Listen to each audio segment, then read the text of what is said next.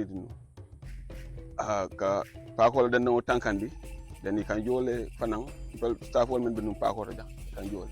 then nga start as delegate ka do ko kan wal. We also help in the Navy to patrol inland waters around River Gambia National Park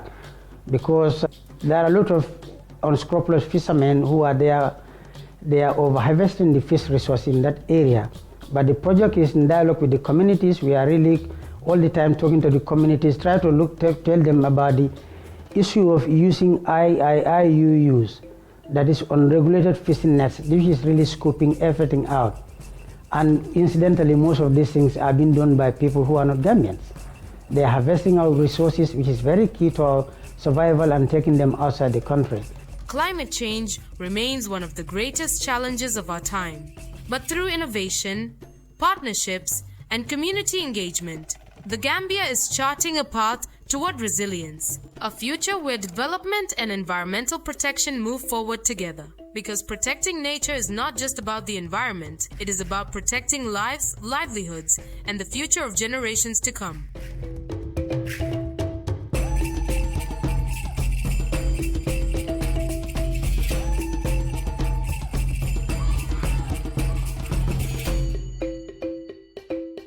In today's world, speed matters, but slow internet can hold you back. Now, the future of connectivity has arrived in the Gambia. QCell's Q-Fiber, ultra-fast, ultra-reliable internet designed for the way you live. Stream your favorite shows without buffering, power your business with seamless video calls, study, work, and play online like never before. From homes to businesses, QCell Fiber is connecting the Gambia to the future. QCell's Q-Fiber. Get connected today. Call 145 or 300-3779. QCell. We innovate, others follow.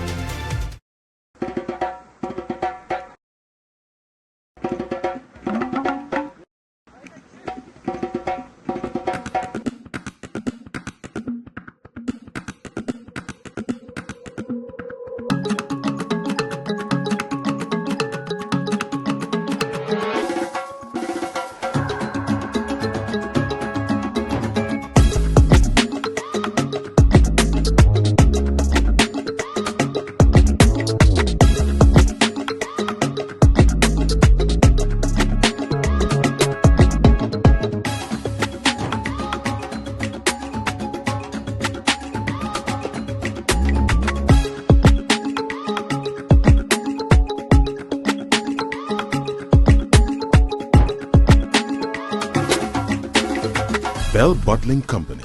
sharing happiness. The future of driving isn't just imagined, it is created right before your eyes. Stop dreaming. Welcome to Asada Motors. Experience the future of driving with the cutting-edge electric technology and unmatched elegance of J-Tour. Conquer any terrain with the legendary reliability of Toyota, the absolute luxury of the new Land Cruiser VX, and the bold spirit of the Land Cruiser Prado. Down to the raw power of our pickups, built to tackle any challenge. Whatever your lifestyle, your next destination starts with us. Visit us at GNPC Petrol Station, Fajura, or contact us at 200-0004 or 782-838-55. Asada Motors. Experience the excellence. The future of driving isn't just imagined. For that, thank you very much, Honorable Minister, and congratulations. What that document has shown is that Gambia has made significant progress in climate action, and your efforts have been recognized internationally. So congratulations to you and your team. Now it's time for us to do the interface. So we'll take 3 questions at a time. We'll give the minister the chance to answer. Those questions that you want to invite one of your team members to answer, you can do so. For those asking questions, you can ask in any language of your choice. If you ask in any language, the minister will respond in that language. What that means is that if you ask your question in Wolof, she'll answer the question in Wolof. Honorable Minister, I'll hand over the floor to you. My job has ended now. You'll take over from me. Thank you.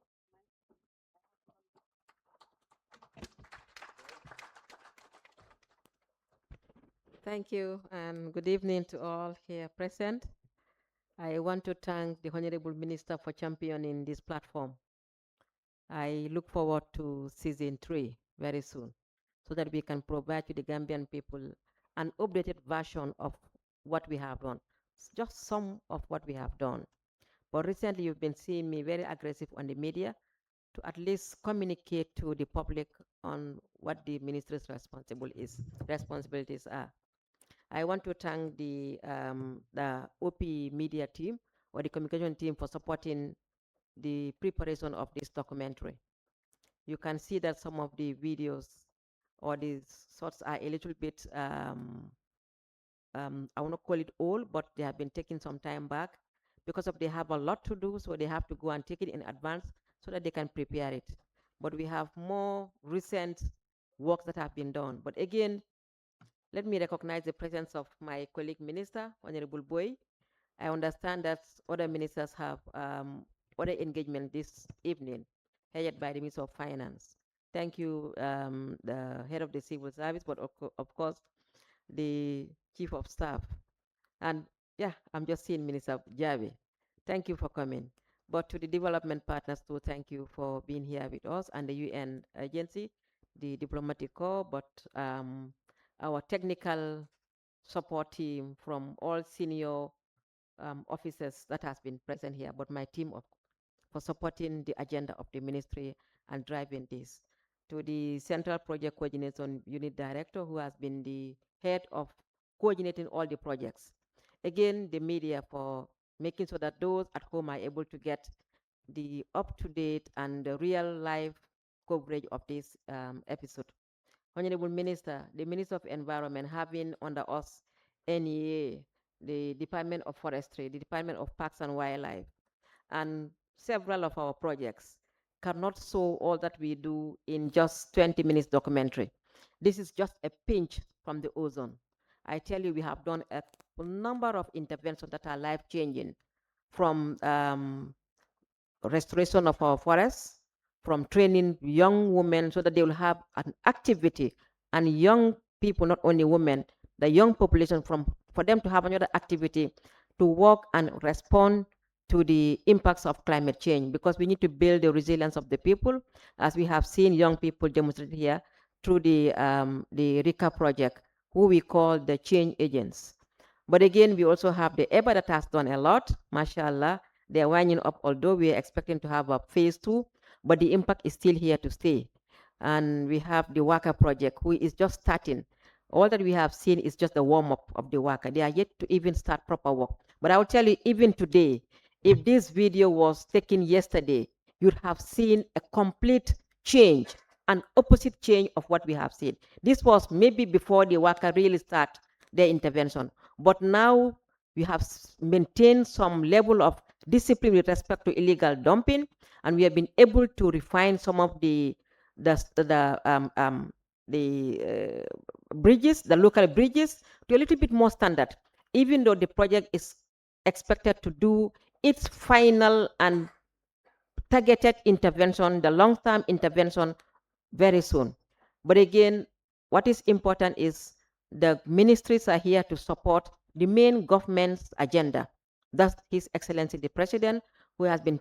assigned by the Gambian people to lead the mandate of the elections from the 2021 to 2026. And this is what we are here to support that agenda as a ministry.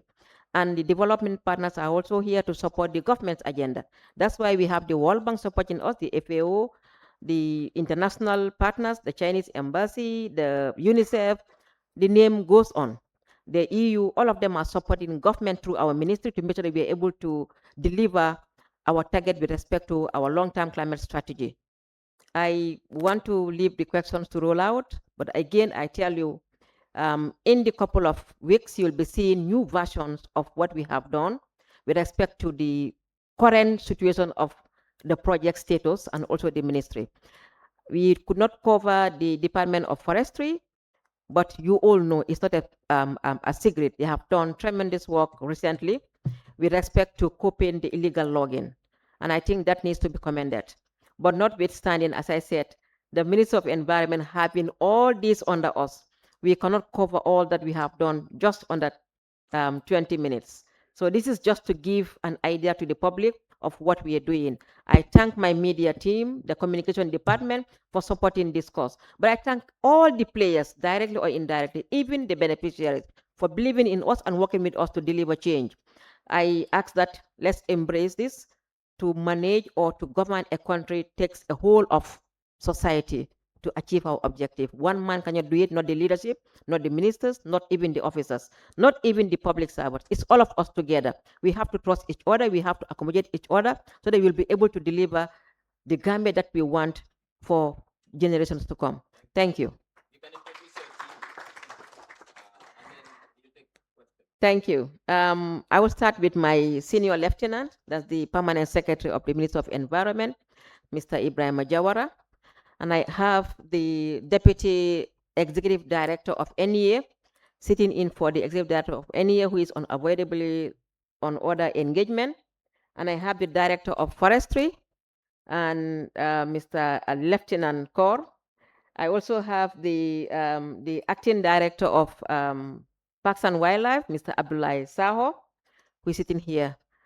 I have my team. The projects are here. You have Dr. Sanyang for Waka. You have Director Ndau,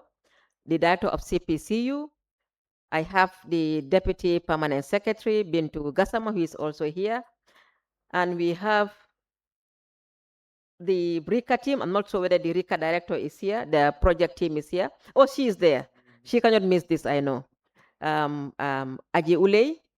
And we have the NEA project teams. We have all my staff here present, those that are here to respond to all the questions that you may have for this evening. Thank you.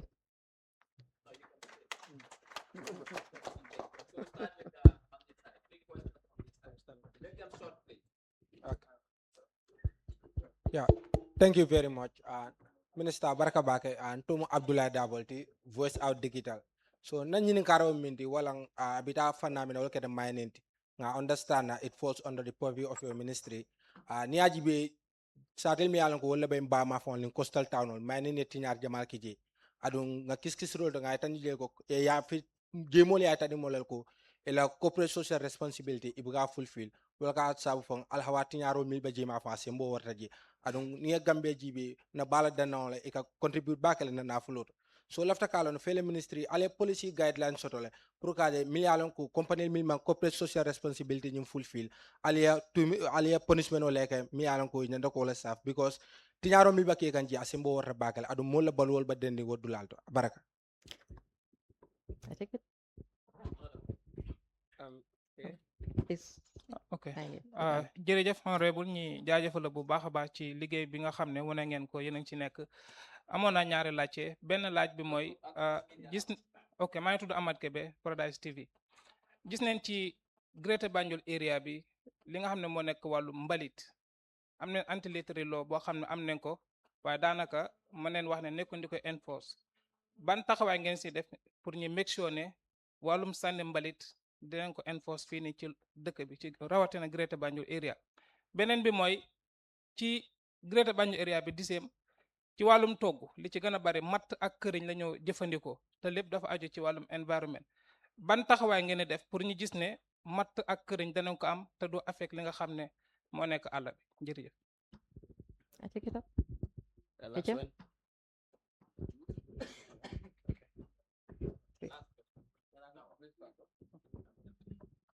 Salaamaaleykum maa ngi docteur maa ngi laa nuyu di nuyu ñi fi teew ñëpp maa ngi tudd Modou Lamine Diouf maa ngi liggéeyal Hilltop FM radio bëggoon naa laajte rek honorable minister si lu jëm si ban bi on plastic bag suñ fàttali ko July 2015 waaye dafa mel ni fu mu nekk dafa effective atul ñu ngi gis plastic bag si all over si documentary bi ngeen play di nga gis plastic bag si foofu so bëgg naa xam fan la mbir mi toll ak lu si ministry bi di def ñaareel bi tamit mooy sa ministry link na ak ministry yu bari lu si mel ni agriculture waaye tam tourism sector bi te gis nañ ne parks si ak wildlife soo xoolee abu ko amoon na ay gaynde ak yëpp nga xamante ne touriste yi suñ ñëwee mun nañ faa dem léegi loolu gisatuñ ko siyaara tam gis nañ comme hippo yi nga xamante ne léegi touriste yu bari bugga nañoo fekk rab yi si seen natural habitat bëgg naa xam tam yan jéego ngeen nekk di jël pour gis ne loolu saafara nañ ko and finally mbiri pono ñaar baax na ok jërëjëf thank you jere ngeen jef baraka me nyinin karo ke men folo nyinin karo ke al hekkatu ni mammol be to mutono kan ko mantra sapeka ay men nyinin ka wolom na ba dandango nyin ngaje ka ko mol men ka banko mining kijeto man la fi ngajam faje bake, but we have a responsibility here, a stakeholder and a regulatory part also. Komi ntelen ka jeta komi melka mining ke, which is under the Ministry of Petroleum. Wale be maraling mining ka ajube. Ntelka menka as an NEA wolon ka to provide the regulatory oversight. Kaje ka fo kanan dandang watinya bar biriyan dandang wala kumolfo nga hakko soto jele. Andum ni ajube sainteng nyim demokrasi katama luwa lekan. Ni man luwal soto ibuka kujama keno. Saini ajube this government is aggressively reviewing its law and abeluat fananati kanne. Recently nga ICZM bill, Integrated Coastal Zone Management Bill nga natile. Kaje kafu ko mbele nyanta kafula. Even though Minister of Energy wale be maraling mining la, ntelbe maraling environment pour ka regulate ka EIA jube anin kaje kafu ko e mandandangon tinya fanang e satol fanang mapa. But agriculture bijele, tourism bijele, even finance fong new fong bijele. So ngaje kafu ko this belonging wale bembe kafundila nyoma nga si table kilinkong, including even the communities that are there. Pour nga kachano nga regulate no anyanta ka kenyame. Mbembe mfola, the bill is very young, just about last month long nga conclude the cycle nying conclude president wa sign, and we are now preparing the regulation of the member implementing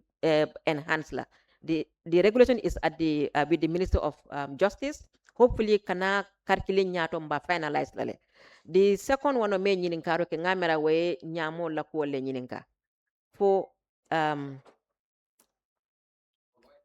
ñaarel ki laajte yaa ngi doon wax affaire mbalit bi ñu ngi laa jaajëfal di wax ne soo xoolee fan yi ñu ngi ci jóg bu baax a baax te ñu ngi si bugg a xereñ parce que li xew may woon niñ daan def setal daan ñëw samedi rek bu ñëwaan samedi wala si weer bi mujj bi ci samedi waaye méngutoo ak loi comme que méngutoo ak loi dafa gis ne parce que nekkoon na loo xam ne lu baaxoon la fii ñëpp xam ñu wax dëgg ne yàlla amoon na challenges waaye mu doon setal suñ askan bi nit ñi tam ñu ngi ko doon apprécier ba pare ñu ngi naan waaye nag dafa yaaxoon tamit suñ koom-koom ba pare loi bi lu maye mooy nga tëj bitigi wala nga taxawal moto yi lu ko dooree juróom ñaari waxtu ba juróom ñeneenti waxtu ñun nag dañ daan gis fii ni dañ ko daan continuer ba benn waxtu bitig yaa ngi tëj banques yaa ngi tëj benn banque mun naa jóg rek mu suu government court ni revenue bi la luus te amuñ benn loi bi nga xam ne moo ñu may doole bi pour ñu tëj sañ safaari waaye gannaaw loolu gis nañ ne ñëw balee buub dem sànni ko Bakote wala Banjul fu nekka loolu noonu du loo xam ne mooy jëm kanami réew lan lañ war a def président bi dafa digtal ne lii ñuy dem ni comme as a firefight fii tilim ñu jóg ñu bale ko dem sànni ko feli du nekk loo xam ne is a lasting solution réew bala moo dem kanam il faut léegi-léegi ñu màttu gis ne lii nag dina yàgga wala dina jël waxtu wala dina métti wala dépense bi dina rëy waaye ñu def ko pour suñu jëm kanami ëllëg loolu la ñu sas moo tax ñu toog gestu bu baax a baax gis ne lu ñu war a am mooy council ci nga xam ne ñoom la loi bi sas under the anti-litter law pour ñuy buub mbalit bi di ko sànni di setal suñuy dëkkuwaay ak suñuy yoon yi ñoom la ko loi bi may ñoom la ko loi bi sas pour ñu koy jël ñoom ñoo dee collecte suñuy taxi ida amuñ doole bi wala amuñ xam-xam bi wala daal di preparation mechanism nekkul fa te nguur du xaar ne comme que council moo ko bëgg a def li ma dee wax rek mooy nguur bii nii nekkut nguur boo xam ne daf dee bëgg a di score political points just for that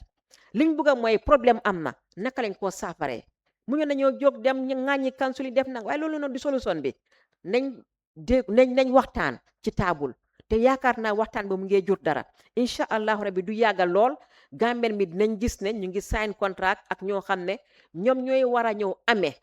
wàllu buub mbalit bi sànni ko jëfandikoo ko loo xam ne mooy nekk comme circular economy su ñu mun koo recycle te loolu mooy nekk la xam ne dafa sosem ñoom am nañ capacité bi am nañ koom-koom bi seer na tuuti waaye set amul dara loo koo jëndee loolu noonu te government bi ñoo ko mën a def ñu ngi koo champion waaye ñu ngi work ak all the stakeholders including councils maa ngi leen a gërëm niñ jàppalee nguur gi ci lii nii te foog naa lii lañ war a def te lii la loi bi mais su fekkee ne mënoo def nangam war ngaa ibi say banxaas isi ñoo xam ne xereñ nañ ci xam-xam bi am nañ koom bi wala am nañ taxawaay bi pour def ko gannaaw loolu tamit even boobu noonu sax mu ngee dem waaye léegi dañ waxtaane ñu ni neen si ndimbali kiw groupe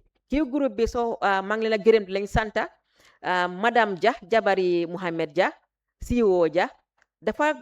mbootaay bu ñëw oyee seetal suñuy réew ñi nga xam ne ñu ngi seet télé yi fan yi di nga gis sot su gàtta korka mu ngi démonstrate ñiy sànni mbalit ci yoon bi wala ñiy sànni li nga xam ne luñ soxlu la si yoon bi te loolu daf ñu sonal indiscriminatory dumping daf ñu sonal o littering daf ñu sonal te loolu noonu jikko la nit ñaa ko dee def mbalit foo ko gis rek am na ku ko fa sànni parce que ki ko fa sànni mun naa am fii la ko sànni ngelaw bi yóbbu ko fi ne waaye am na ku ko fa sànni kon ñu ni neen dañu am taxawaay ci lii nii taxawaay bi li ñooy def mooy benn foog mu jóg kuy jàppale réew te dama dee wax ne réew mu dem kanam ñëpp a si lifin olier la ëmba la foog ku nekk jàppa si say xam-xam si say doole ci say makaama ci say xaalis te moo tax ñu gërëm ci groupe bi buñ jógee gis na ñoom dëgg la kenn gisut leen fii ñi nga xam ne they are working on environment issues waaye dañ si am cër sampa yi ñuy sampa fii nii ak SMM li nga xam ne ñu ngi koy jaay si ndox ci si wér amut duñu mën a am a healthy workforce te su dëkk bi setee ñëpp a si njëriñoo parce que ñoom tamit fii lañ dëkka te ñu ngi fi am ike ñu ngi fi am istabaar kon buñ jógee jàppale nguur gi dama ne su ñeneen jógee tam jàppale ñu dañ mën a def li ko mel te liñ def mooy dañ am strategic point si nga xam ne moom la ñoo pilot te man dama si jàngee lu bari li ma wax mooy ñoom am nañ taxawaay bi am nañ jot bi am nañ di space ak di media pour ñu mën a def li nga xam ne mooy advocacy te ñu ngi ko def bu baax a baax tax na ba ñun jàngee nañ si misaal mooy lan bi ñoo setal madame Dia kool ma benn bés ne ma man de li ma jaaxal mooy dañoo bale béréb nangam ci suba si nga ñu nga gis ku jóg jël saakom dem sànni ko nekkul si ruxade si diggi yoon bi ma ne ko lii nag mbon fa mu sampee la génnee waaye nag ba tey nit ki foog nga wax ak moom jikkoom bi wecceeku waaye enforcement nag daf ci bokk li may wax mooy am na ñoo xam ne danga leen a waxtaanal ñu understand te dinañ bàyyi ñu ëpp si nit ñi ñoom buñ xamee rek dañ dee wecci seen jikko waaye am na ñu néew ñu si nekk ñoo xam ne ñoom il faut nga jëflanteeg ñoom ba fu mbaxana nekkee benn ñeneen ñi sax dama ko dee léegi-léegi ma def ko comme kaf la il faut nga éliminer lañ ci société ñu génn fi ndax ñu mën a dem waaye li gën a tënk ko yëpp mooy daal ñu ngi dox jéegoy seet waaye bi yoon with a different style and a different model mooy naka la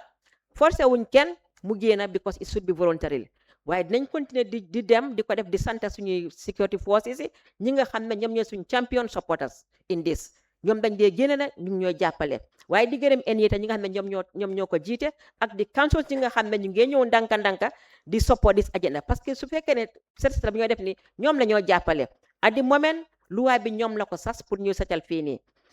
du ma mën a wax yëpp fii nii parce que waxtu bi mayuñ ñu waaye maa ngi def ma radio programme si mun ngañ maa toppa maa ngi Sen FM maa ngi Star FM maa ngi si kiw radio bi tamit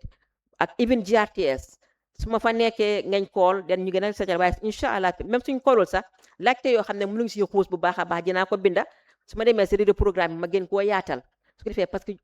kuy laajte rek dafa bëgg lu leer te moom bu ci amee loo xam ne am na ñeneen si gannaaw ñi nga xam ne bëgg nañu am benn laajte waaye amuñu opportunité bi keneen ki ku wax affaire mbuus bi mata ak këriñ bi boo xoolee mata ak këriñ liñ daanaka moom la ñoo toogee suñ benn document su police di forestry policy bi wax na ne over 90% of ñi nga xam ne ñu ngi jëfandikoo household energy maay pour tooga mata ak këriñ lañ dee jëfandikoo kon lii dafa nekk loo xam ne te su fekkee ne suñ gàncax bi nekkul di naat comme ni mu meloon mu woon population baa ngee yokku amoon na time dama ko dee wax 1995 before the time the population of this country was around less than 1 million tey jamono buñ toll nii ñu ngi compter di jëmale 3 million te land bi di same land lañ nekka ñu ngi soxla land ba pare nit ñi now they are aggressively going to the forest unfortunately boo ko xoolee jamono dafa passé attention dafa drag to the forest Gambia dafa miin loo xam ne suñ ne business bi mu ngee dox rek ñëpp dem si buñ demee laaj timba bi rek mu doon dox rek ñëpp nag anawaa dugga si àll bi di gor rek so loolu nag dafa tax bi léegi àll bi dafa nekk taati neen amatuñ fa mata bu doy bi nga xam ne mun nañ koo xabes pour tooga te fekk du lor jamono bi du lor suñ climate change waaye nag li ñu def mooy as a government mooy sudut even sax pour lor jaww gi sax toogee mata ak këriñ si jigéen dafay lor dundaam parce que xeltam daf koo affect te gis nañ ne léegi jigéen yu bari ñu ngi dem jaayi mata ak jaayi këriñ jigéen sax léegi ñu ngi defar këriñ te loolu noonu loraange la si sañ health because process bi nga jël pour defal këriñ unfortunately nit ñi dañ def foog ne ndax këriñ moo gën a civilized ñu bari ñu nekk fii nii ñi nga xam ne dañ ooye seen boppa tubaab kunda këriñ la ñoo toogee waaye këriñ moo de gën a yàq àll bi dan mata nangam bi nga jël pour toggee ko benn cin li nga jël si këriñ dina ko nekk fukkam wala lu ko ëppa si li nga jël si mata waaye nag boo xoolee tamit këriñ pour ñoom moo gën a sella moo gën a seeda waaye moo gën a am loraange si àll gi parce que énergie bi nga use pour defar ko te ñu ne foo defee këriñ nga lakka ko fa foofu noonu dina jël at yu bëree bëri doo fa mun a jeex dara bem sax parce que daf koo yaaxa so li ñoo def mooy lan la government di def government boo xam ne koom-koomam rëyut bu baax te li mu bugg a def mu yaatu bëri dafa jël waxtu parce que fii ñun ñu ngi compete ak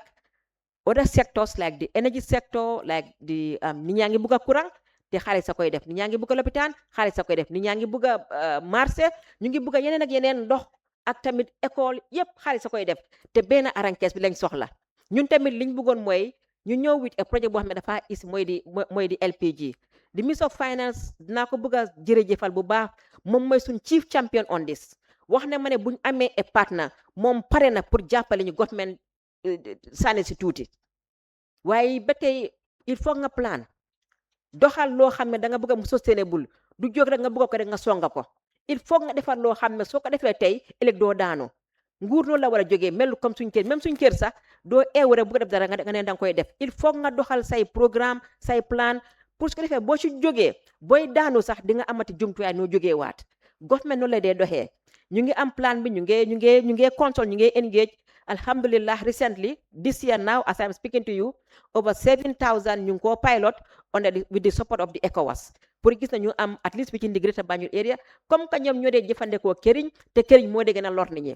dinañ laar ñëpp nag waaye even with that ñu ngi am suñu partners yoo xam ne ñu ngi isi efficient stove Ministry of Environment bi under the UNDP amoon nañ projet boo xam ne ñu ngi isi efficient stove yoo xam ne soo doon war a use 75% mata boo xam ne da nga ko war a use dina ko reduce to at least 50 to below 50% loolu ba tey ndimbal la pour wàññi këriñ bi waaye bëgguñ suñ jigéen ñi sax ñu dem di toggee mata këriñ loolu noonu jamono boo xam ne bëgg ngaa dox ba ooyee sa boppa développement war ngaa génne ci loolu noonu waaye nag process la parce que il faut nga wécce nit ñi ni ñoo xalaatee ñu bari sax léegi am nañ xaalis pour jënd gaz waaye ñeme ñuñ affaire gaz so il faut nga waxtaan ak ñoom ñu xam niñ koy defaree parce que ñi toggee gaz fale nekkuñ borom ñaari boppa kon nit ñi la comme ñun kon ñoom suñ ko mënee toggee mu jig leen te ba tey moom la ñoo toggee ñoom xamuñ mata xamuñ këriñ ñun tam war nañ ko mën a def waaye il faut ñu jóg ak suñuy askan bi ànd ak ñoom parce que ñoom ñoo ko jëfandikoo ba pare sax gaz sax toggee ko moo gën a yomba sax su fekkee ñu baree nga koy expériment waaye ba tey rek il faut ñu dox jéego yi ba mun faa egga locally now ni ma ko waxee ñu ngi koo pilot on the Ministry of Energy ñoom ñoo amee affaire énergie bi waaye ñu ngi liggéey ak ñoom the last part mooy di ban on plastic bag gis nañ ne ban bi depuis 2015 la waaye dafa mel ni daal soo ko waxee dafa dekkiwaat dee woon commencé woon na di dee xamoon na waaye mu ngi mel ni dafa dekkiwaat waaye ba tey rek luwaa jëfandikoo ko lu métti la démocratie dafa métti suma benn chef mu ne démocratie soo ko bëggee dundal il faut nga defal ko bouton bi mooy luwaa bi il faut ñu am luwaa yu takk luwaa yu dëgër pour mun ñoo dimbalee li ñu war a def ñu mun koo def government nag def nañ jéego mooy under the National Environment Agency parce que il faut nga am di capacité mooy nit ñi pour dimbale la amoon nañ fi benn exercice boo xam ne dañ jógoon def just a little bit of enforcement ci plastic ban yi def raid nag yooyu noonu ñu ngi si spend more than 1.2 million dollars dafa seer just for 5 days kon enforcement dafa seer lu ñoo def mooy let's look for a sustainable means ba pare li ñu gën a soñal mooy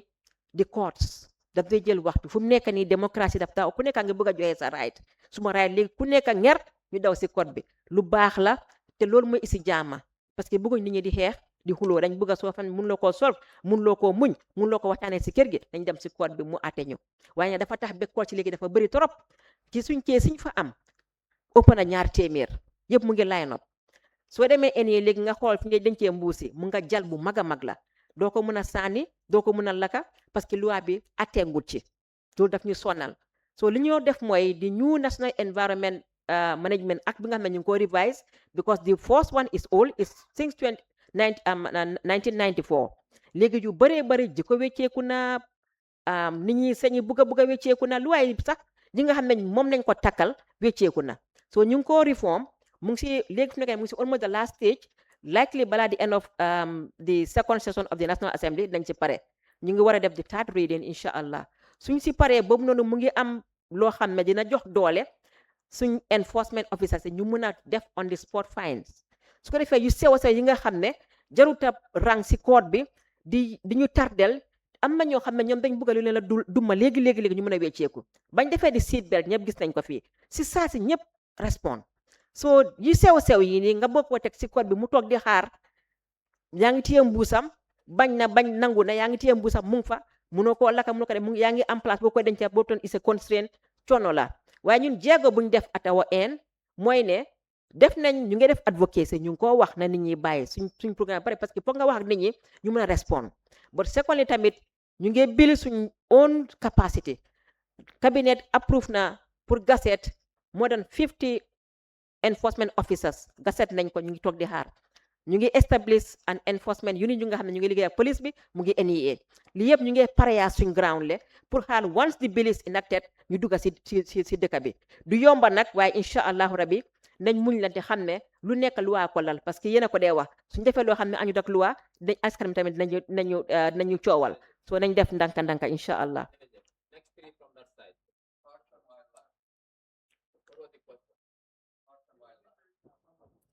ok boobu tamit ñu ngi see dox li ma wax rek nguur gi dafa mel ni yéen la ñoo déglu ngañ wax ñu jëf liñ def mooy xam nañ ne Parks and Wildlife bi wala di Kiyang West National Park government mënu koo doxal mu efficient it's unfortunate waaye this is not only unique to Gambia even in the developed countries biñ demee ba gis ne government efficiency am bi doxut ni mu war a doxee dañ bring in a private sector to manage most of these critical sectors loolu moo dee isi innovative mooy isi in terms of sustainability because government ni moo doxee mooy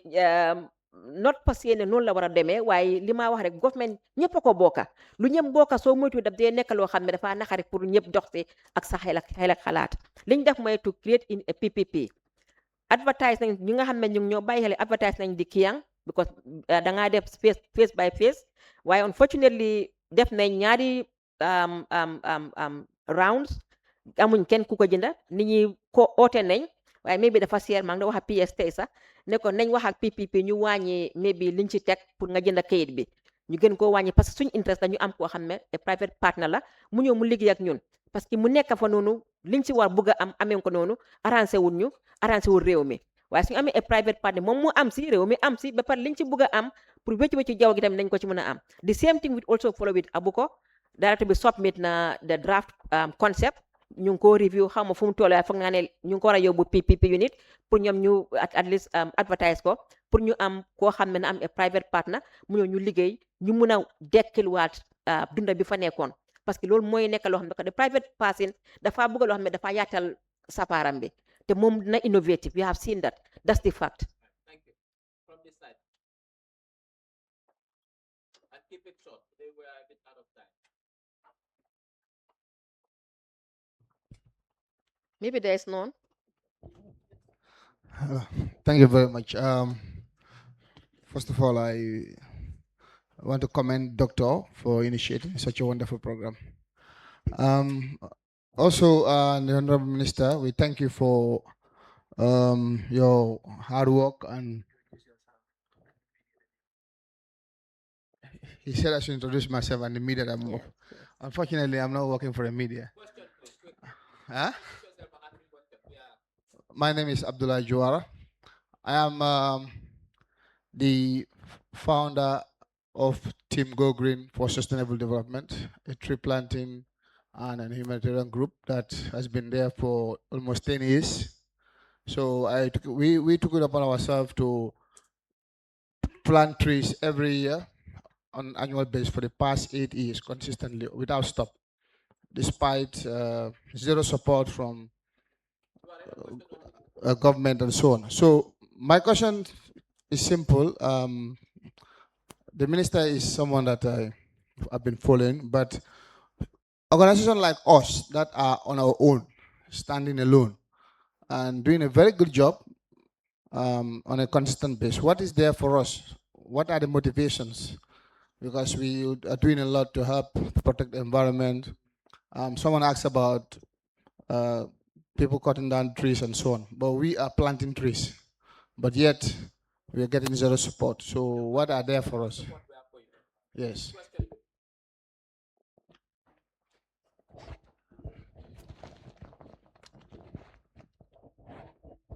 Good evening. I am Usman Serikan, a reporter from GR2S. So it's a follow-up on the question asked by my colleague on the enforcement of anti-littering law, illegal dumping. So I've noticed that the council sometimes give lack of capacity as a hindrance, and the NEA as well gives lack of or insufficient mobility as something that actually limits the activities. So I want to know if the ministry can they do something about this, because the environment also must get clean, and perpetrators, because there is law, so perpetrators must face the law. Thank you. Final question. Good evening. My name is Mamadou Ali Ubari, a student at the American International University. My question is, since we are already at the rainy season, we might be experiencing so many environmental problems. So it reads, what are the assessments made possible by your ministry on some of the environmental problems that we might have, and what are the possible available interventions made ready to mitigate the problems?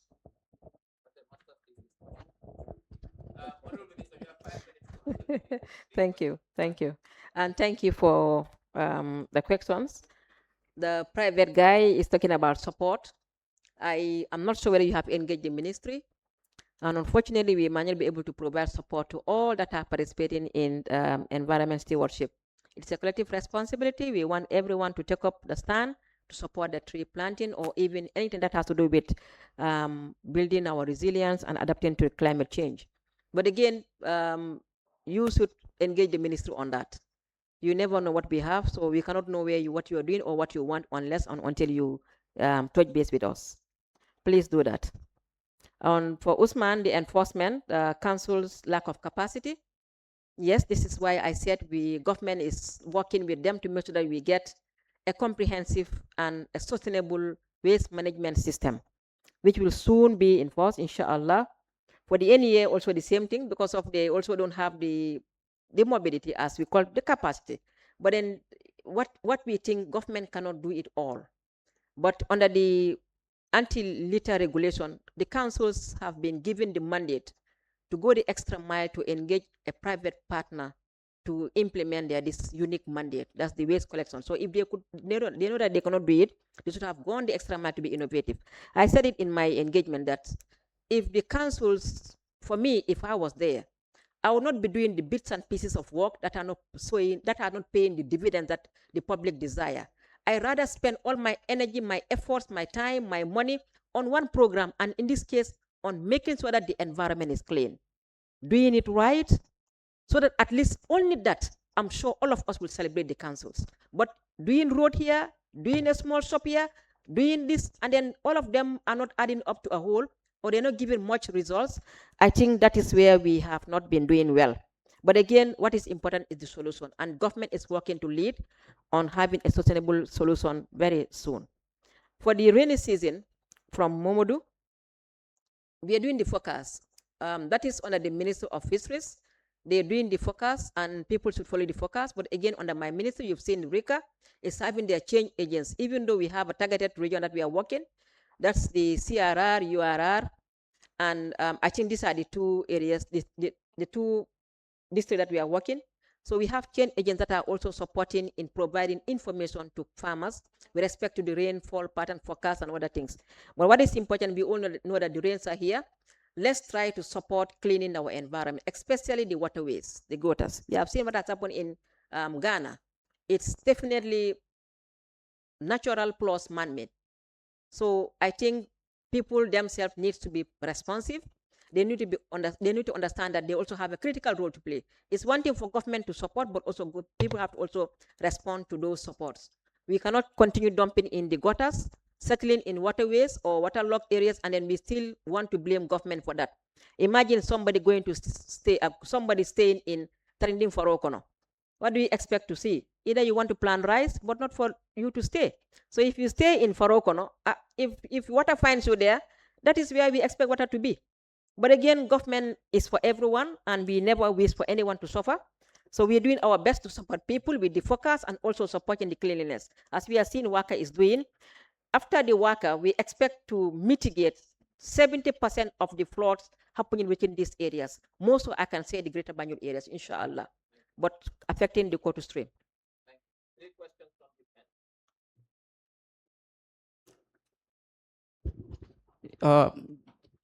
Jërëjëf Honorable Minister, thank you so much. Gis neen la nga nekk di def. My name is Matar Jasseh, maa ngi liggéey Fatou Network. Suma question di si olof laa ko bëgg a laajte pour suma mbokk yi dëkk Ibo Town ak Joshua mun a dégg lu ma nekk di wax. Soo fàttale ko ñëwoon nga Ibo Town si webland bi amu nga kaddu yu bëri yoo xam ne yaa ngi ko amoon ak gars yi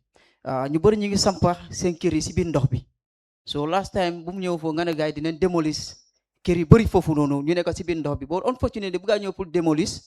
ñoo xam ne sa jege ñu ndox bi kër yooyu la gars yi démolir. So I don't know lu tax gars yi démolir kër boobu noonu lu tax tamit ñu bàyyi ba nga xam ne foo xam ne foofu la ndox bi foofu la gars yi sampa kër yi si biir ndox bi ñàkk ne ko démolir. So still now gisuñ dara dégguñ dara we don't have any update dégguñ about anything. Dafa loo xam ne boo fa jógee ba léegi we don't have the still now moom fa dem ba still now the same building yooyu ñu ngi foofu si biir géej bi. That's the only one question I have for you.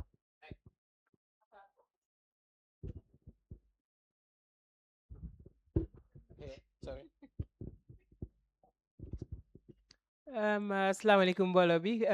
maa ngi bëgg a dem si olof rek because askan bi ñoo toppa tey ministre bi nga xam ne ñoo fi nekk dafa nekk loo xam ne lu am solo la di jaajëfal ministre bi nga xam ne ñoo amee mbiri taskati xibaar bi information si njiitali ki nga xam ne rek mooy honorable docteur Ceesay honorable minister ñu ngi laa gërëm bu baax a baax si uyu si bi nga xam ne ñëw nga uyu si ministre bi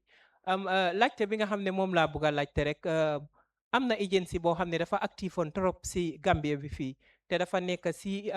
under si sa ministre bi si yaakaar naa ko muy National Environment Agency dañ daan liggéey boo xam ne bu am njëriñ la woon environmental agency boo xam ne dañ daan génn si askan bi te it nag dinañ daan tëral ay luwaay yoo xam ne dinañ ko jox askan bi te askan bi dinañ ko njëriñoo waaye fi mu nekk nii déggaatuñ leen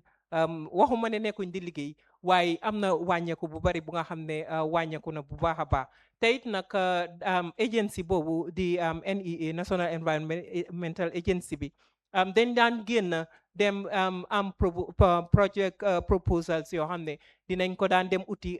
biti réew wala ci biir nga xam ne dinañ mun a indil askan bi loo xam ne dina leen jëriñ waaye soo ko seetloo si kàddu yi nga xam ne gaaral nga ko fii yu bari dafa mel ni ba tey ministre bi mu ngi langaamu wala mu ngi bootu si ministre yu bari wala si nguur gi te dafa nekkoon agency boo xam ne nguur gi daf ko yaakaaroon bu baax a baax te dañ daan liggéey bu baax a baax jërëjëf ana that agency bi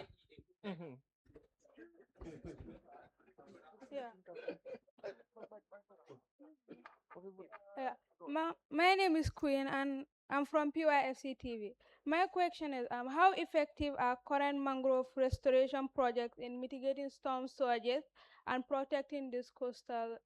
communities?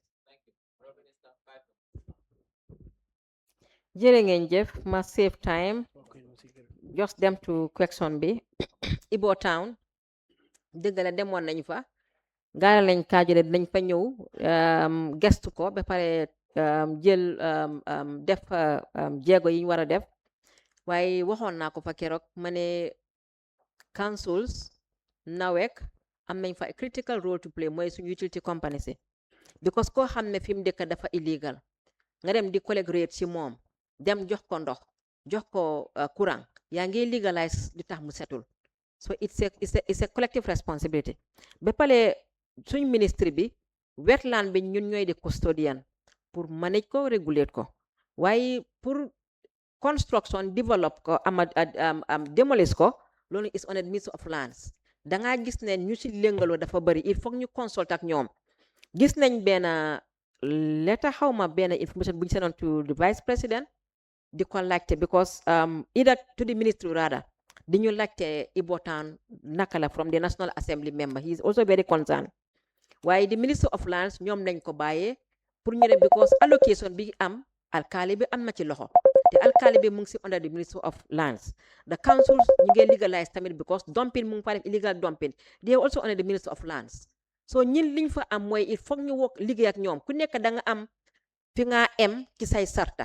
waaye ba tey bàyyiwoon leen ko we have a task force ba léegi submit amanguma report bi maa ngi leen ko laajte suñu joxee report bi dinañ say report bi naka lañ ko mën a tasaaree waxtaanee ko ba mën a am solution mbiri réew nag yombut lool parce que gis nga bi ñu fa demee jigéen bi sax mu ngi doon tiital nañu waaw ñoom ñoo ñu sañal karta ñu ngi leen fa bëgg a génnee nangam te gis nañ ko sax barki démba bi nit ñi demee pour génneen ñi nga xam ne dañ toog si yoon bi am nañu jóg ne dañ ñëw pour sonal askan bi waaye yow yaa ngi ni concerned citizen nga ne lii dañ ko war a enforce am na keneen ku toog suñ ko defee ñu ne dañ si bëgg a ko political point waaye liggéeyu réew noonu la te his excellence moom li ma génnee ci moom su fekkee dafa saaf di general interest du si dee bàyyi xel politique parce que mu ne yàlla mooy def lu ko neex so man loolu xam naa ne incha allah su fekkee ne am nañ si taxawaay boo xam ne loi bi jàppale nañu si pour ñu def lu ñu war a def yaakaar naa ne du gaawee noonu nag waaye dinañ ko enforce incha allah dem si ki wax NIA maa ngi wax NIA nag maa déglu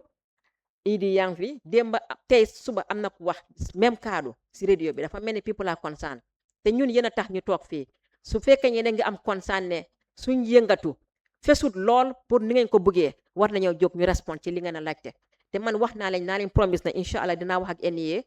ñu dekkiliwaat xam naa ne man si suma gis-gis ak man mi nga xam ne man maa lañ amee xam naa ne NIA ñu ngi def liggéey bu takku dañ gën a dafa mel ni they are very quiet nit ñi xamuñ lu ñoo def kon nañ gën a wax ak askan bi parce que ki nga liggéeyal foog mu xam li nga def su ko defee mu mun laa gën a óolu mun laa gën a bàyyi xel mun laa gën a jàppale tamit kon NIA nañ jóg nit ñi xam ne NIA bi fi nekkoon léegi la gën a xereñ sax te léegi la gën a faslu am nañ man dama dee mosu faw projet yi nga xam ne PACS ñu ngi ko fi wax fii ni NIA ñoom ñoo ko isi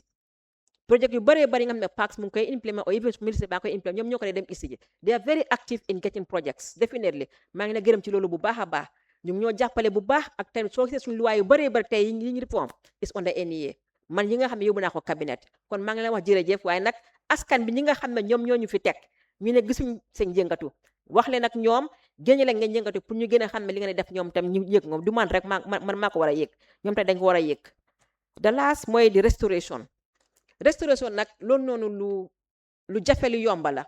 waaye gis ngeen ko fii ni ministre bi ñu ci yëngatu di EBA project mu ne restore na about 30,000 of our hectares te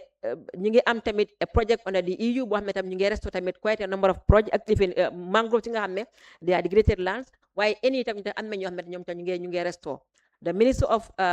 the department of forest ñoom tamit ñu ngi restore our degraded forest so ñu ngi ci kawam waaye ba tey rek askan bi foog ñu jàppasi liggéey boo xam ne nguur a koo def yéen lañ ko defar te dañ soxla ñëpp jàppasi comme da gentleman Abdoulaye mi nga xam ne mu ne ñu ngi ji garab te fekk kenn jàppalewul lañ na ñëpp jóg ku nekk fi nga nekk ñu seet nañu res ba buñ ko resto rek em ci def nañ bàyyi xel liñ ciy def parce que soo ko resto tey ëllëg nga dem nga yaaxa ko wala keneen yaaxa ko dafa mel dañoo dem kanam delluwaat gannaaw loolu noonu du yóbbu réew kanam kon nañ boole xol yi boole xalaat yi boole doole yi xam ne Gambie bi ñun ñoo ko moom te ñëpp a ci war a jàpp.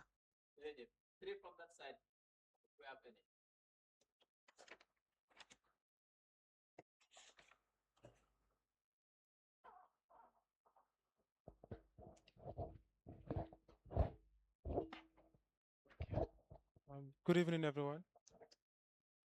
My name is Omar Jasi from University of the Gambia. I just wanted to ask what plans are there in place to improve recycling? Recycling. Next question. No question from that end. On this side. Yes.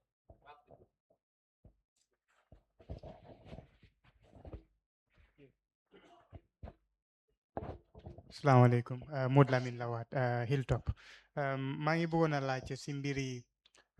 use tires yi mooy pono yi dee jógee bitim réew ak tam moto yi nga xamante ne jëfandikoo nañ ko bitim réew gis nañ réew yu bari léegi am na sarte yuñ tëral ne moto su dawee nangami at du mun a dawaat si seen réew waaye Gambie gis nañ fi pono yu bari yoo xamante ne daanaka end of life tires lañ suñ fi ñëwee daanaka dañ ko mujjee taal duñ ko mun a jëfandikoo da bëggoon naa xam ministre bi yan jéego lañ nekk di jël ba nga xamante ne fii du nekk dumping ground pour bagage suñ mun te jëfandikoo jërëjëf.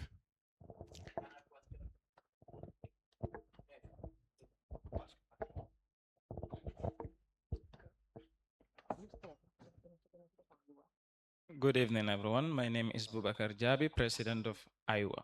So, Honorable Minister, my question is, the Gambia, we are actually facing a lot of environmental degradations. So what single policy do we have for sustainability? Thank you. Thank you. On the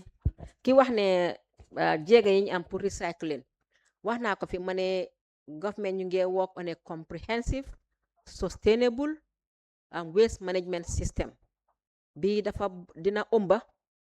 jël suñ mbalit it sànni ko soot ko ba pare recycle ba pare joxe di opportunity pour recycle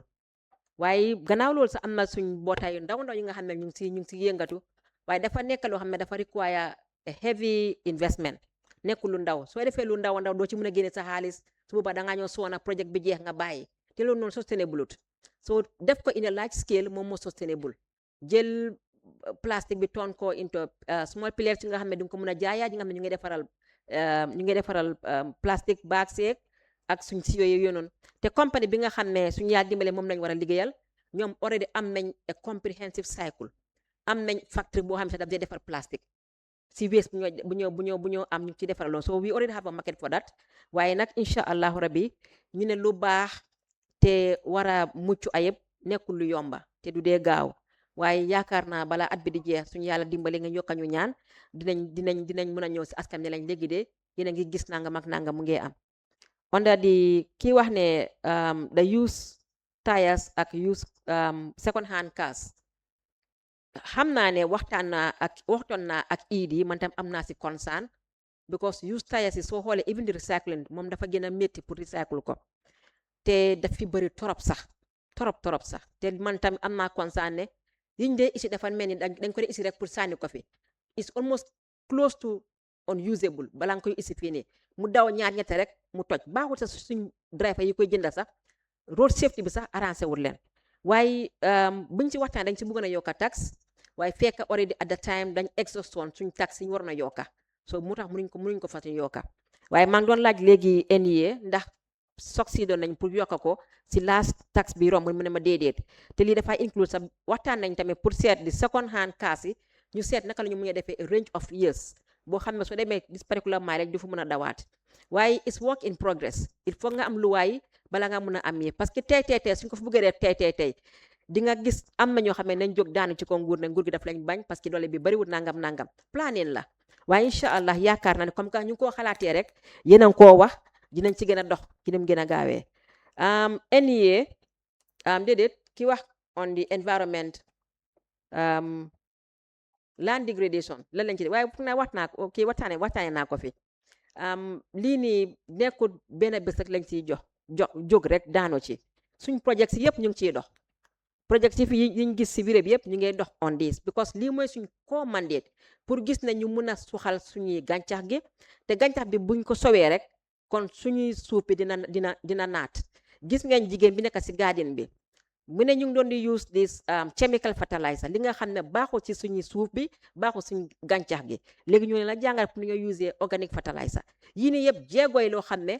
du gaaw a feeñ lool waaye dina wecci jikko parce que nit ñaa ngeen nangu ne organic fertilizer bi nekku ne rek lu baax suñuy jaww la lu baax ci suuf bi la lu baax tamit ci suñuy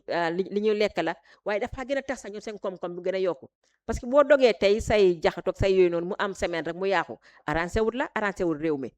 ba pare yàqana suuf bi waaye boo dogee sa jaxatu mu nekk jaxatu bu sell la bu set boo xam ne dina joxe wér gu yaram ba pare dina yàgga sa loxo di nga ci mën a am li nga bëgga nit ñi nañ ci wér suuf bi tamit na ci naat waaye above all ñu ngi engage in rigorous intensive tree planting yoo xam ne yaakaar nañu parce que soo amul garab bu nekk ci kaw suuf li moo joxe si agricultural ak land bi kenn mënu laa wax nu mu toll foog naa su fekkee ne am nañ any equation boo xam ne moom mooy support this land degradation pour support ko mooy garab yi il faut ñu jëf suñ garab yi jàmbat leen parce que su dul loolu ndox bi su ñëwee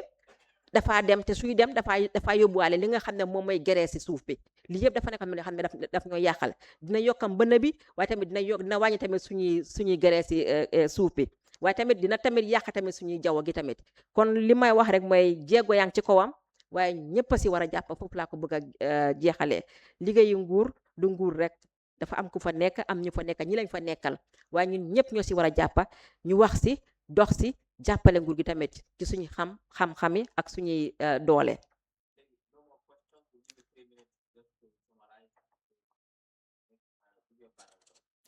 di wax jërëjëf sumay team bi parce que dëgg-dëgg boo gisee ma mën a dem fu ma toll nii dafa am ñu si jàppa yombut nag liggéey booy liggéeyal askan te fi ñu jógee dafa sori te fi ñu bëgg a dem tamit dafa yaatu te koom-koom bi bariwut kon il faut ñu muñ lante waaye nag di gërëm suñu development partners yi di thank our development partner for supporting this government and supporting the agenda of our ministry to make sure that we are able to implement our long-term climate strategies. It's not easy because if you look at the long-term climate strategy that was prepared in 2022 was costed at $4 billion at the time. So, and then more than 90% of this is benched on support,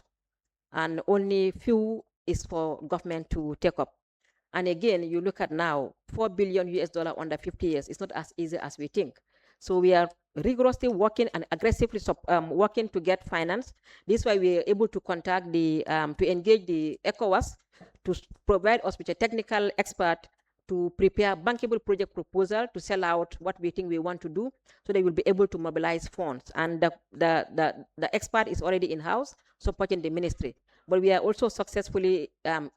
dedicated a standalone central project coordination unit, thereby to support project implementations and even project finance lobbying, and also to coordinate the efficiency of these projects. I think we have a lot on our plate that people expect us to do, but again, it's not as easy as we all think, but I know it is doable. That is what is important.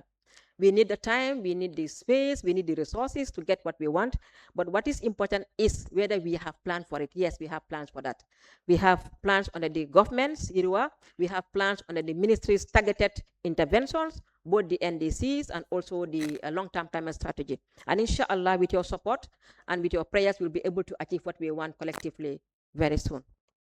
I thank the Minister of Communication for leading this race. Thank you so much, and thank you for all of you for supporting this cause and those at home listening. I hope that we're able to respond to all, if not today, but in the coming days, inshallah. Thank you. Another final round of applause for the Honorable Minister and her team. I think they've done a fantastic job. The business of climate action is not something that is always tangible. You have to find yourself in that ecosystem to see gains made in protecting our ecosystem in terms of coastal erosion, in terms of high yield productivity in agricultural sector, and many more. So we thank you for your hard work, but also for the successes. But I just need to make one clarification, because hamna suma guy,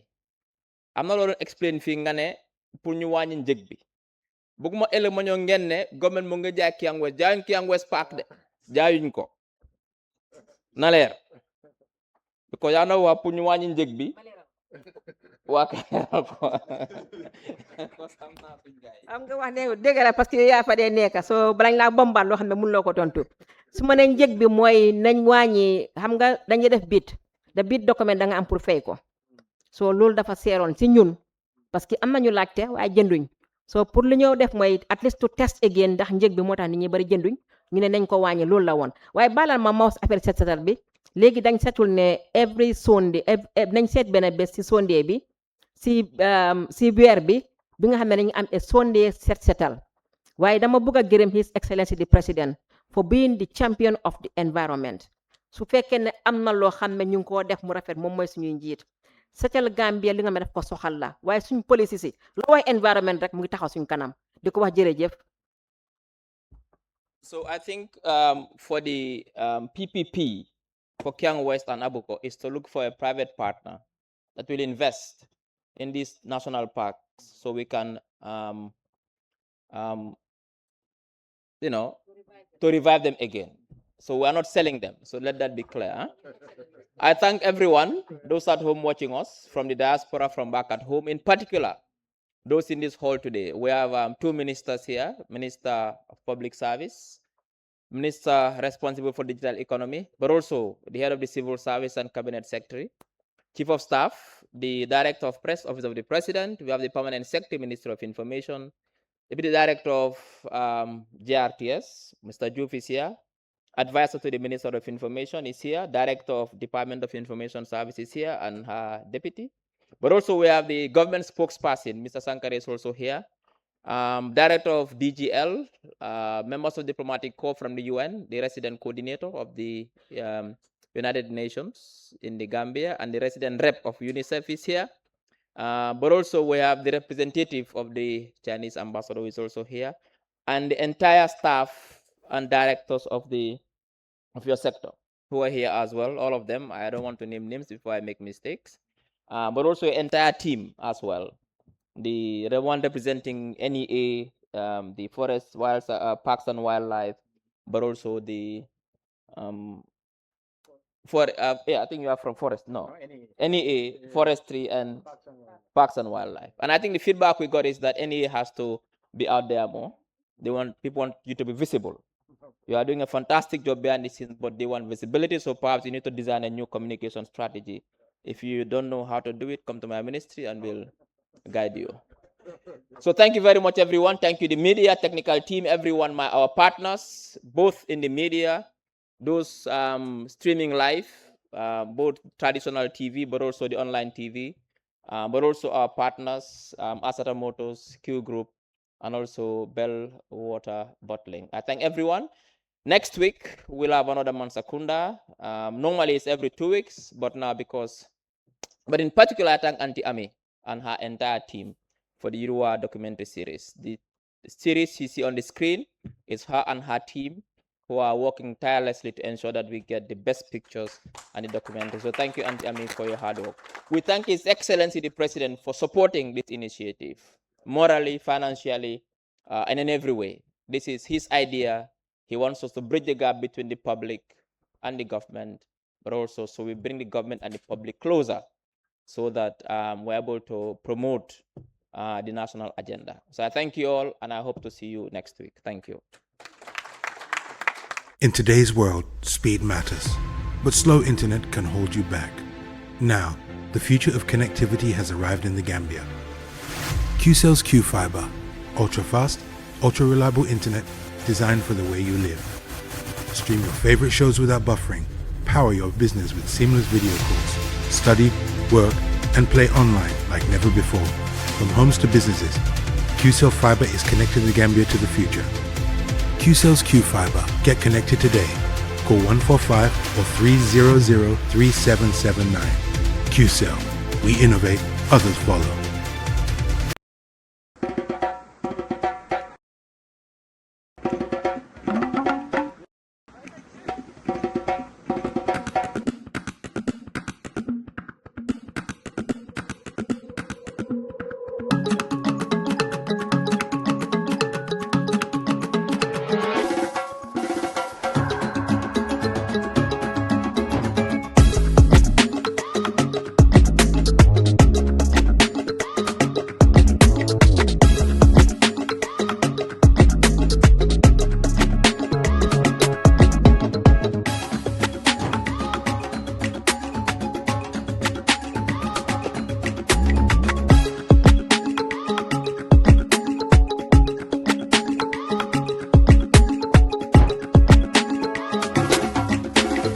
Bell Bottling Company,